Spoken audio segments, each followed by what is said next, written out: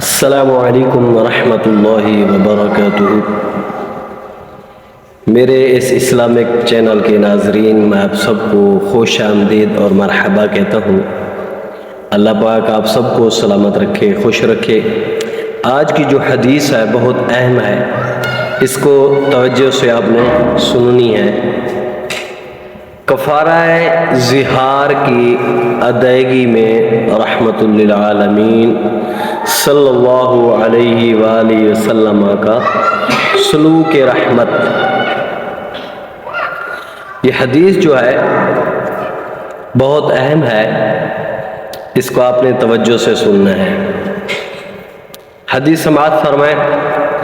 ان سلمان بن صخر الانصاری رضی اللہ تعالی عنہ جعل امرأته عليه كظهر أمه فأتى رسول الله صلى الله عليه وآله وسلم فذكر ذلك له، فقال له رسول الله صلى الله عليه وآله وسلم اعتق رقبة، قال لا أجدها، قال فصم شهرين متتابعين، قال لا أستطيع، قال أطعم 60 مسكينا، قال لا أجد، فقال رسول الله صلى الله عليه وآله وسلم لفروة بن عمرو أعطه ذلك العرق۔ یہ حدیث الجامع الترمذی شریف کے اندر موجود ہے، اور حدیث کا جو نمبر ہے وہ بالکل پورا 1200 ہے۔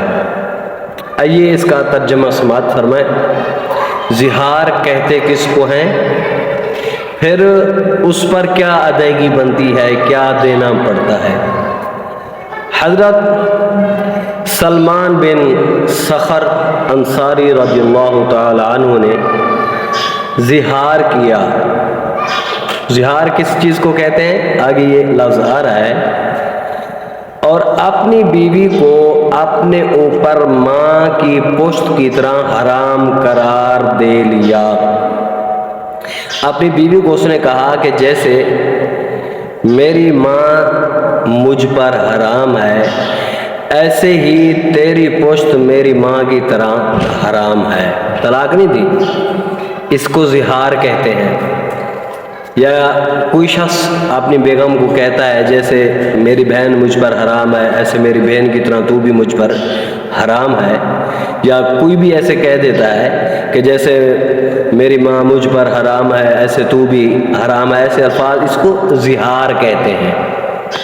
تو ظہار پر پھر کیا ہے، تو جب یہ معاملہ ہوا تو پھر وہ رسول اللہ صلی اللہ علیہ وآلہ وسلم کے پاس آئے اور آپ سے اس کا ذکر کیا کہ یا رسول اللہ صلی اللہ علیہ وآلہ وسلم، میں نے اپنی بیوی کو یہ لفظ کہہ دیا ہے کہ جیسے میری ماں کی پشت ہے ایسے ہی تیری پشت بھی مجھ پر حرام ہے، کیونکہ آدمی اپنی ماں کی پشت نہیں دیکھ سکتا اور نہ ہی اس کو ہاتھ لگا سکتا ہے، چھو سکتا ہے۔ تو ایسے ہی معاملہ ہوا تو میرے آقا امام الانبیاء حضور علیہ السلام نے ان سے فرمایا ایک غلام آزاد کرو، یہ جو تم نے غلطی کی ہے اس پر کیا کرو، ایک غلام آزاد کرو۔ انہوں نے کہا یا رسول اللہ صلی اللہ علیہ وآلہ وسلم، مجھے یہ میسر نہیں ہے، میرے اندر یہ طاقت نہیں ہے کہ میں غلام آزاد کروں، یہ مجھ سے نہیں ہو سکتا۔ تو پھر میرے آقا امام الانبیاء حضور علیہ السلام نے ارشاد فرمایا پھر 2 ماہ کے مسلسل روزے رکھو، 60 روزے رکھو اور اس کے اندر کسی قسم کا کوئی وقفہ نہیں کرنا، ایک دن بھی روزے کو نہیں چھوڑنا، مسلسل 60 روزے رکھو۔ انہوں نے یہی کہا کہ میں اس کی بھی استطاعت نہیں رکھتا، طاقت نہیں رکھتا۔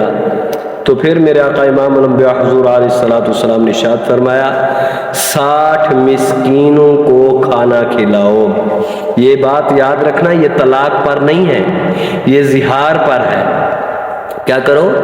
60 مسکینوں کو کھانا کھلاؤ۔ انہوں نے کہا میں اس کی بھی طاقت نہیں رکھتا، میں غریب آدمی ہوں یا رسول اللہ صلی اللہ علیہ وسلم، ہمارے بچوں کا بڑا مشکل سے گزارا ہو رہا ہے، تو میں 60 مسکینوں کو بھی کیسے کھانا کھلاؤں گا؟ تو پھر انہوں نے کہا میں اس کی بھی طاقت نہیں رکھتا۔ تو پھر میرے آقا امام الانبیاء حضور علیہ السلام نے فروہ بن عمر رضی اللہ تعالی عنہ سے فرمایا اسے یہ کھجوروں کا ٹوکرا دے دو تاکہ یہ کفارہ ادا کر سکے۔ ٹھیک ہے نا؟ وہ جو میرے آقا کے پاس کھجوروں کا ٹوکرا تھا، وہ ٹوکرا حضور علیہ السلام نے وہ تقسیم کے لیے آیا ہوا تھا کہ یا رسول اللہ صلی اللہ علیہ وآلہ وسلم، یہ آپ صحابہ کرام رضوان اللہ تعالی علیہم اجمعین میں تقسیم فرما دیں، یہ ان کو دے دیں۔ تو کھجوروں کا جو ٹوکرا آیا ہوا تھا تو میرے آقا نے فرمایا چلو یہ طاقت نہیں رکھتا، اس کے پاس نہ ہی 60 مسکینوں کو کھانا کھلانے کی طاقت ہے، نہ ہی یہ پھر 60 دنوں کے روزے رکھ سکتا ہے، نہ غلام آزاد کر سکتا ہے۔ تو یہ جو کھجوریں آئی ہوئی ہیں پھر یہی صدقہ کر دو، یہ ٹوکرا اسے دے دو، یہ جب تقسیم کرے گا تو پھر اس کا کفارہ ادا ہو جائے گا۔ یہ زہار پر ہے، طلاق پر یہ چیزیں نہیں ہیں۔ طلاق سے عورت بالکل جو ہے اگر 3 طلاقیں دی جائیں تو پھر عورت بالکل اس مرد پر حرام ہو جاتی ہے۔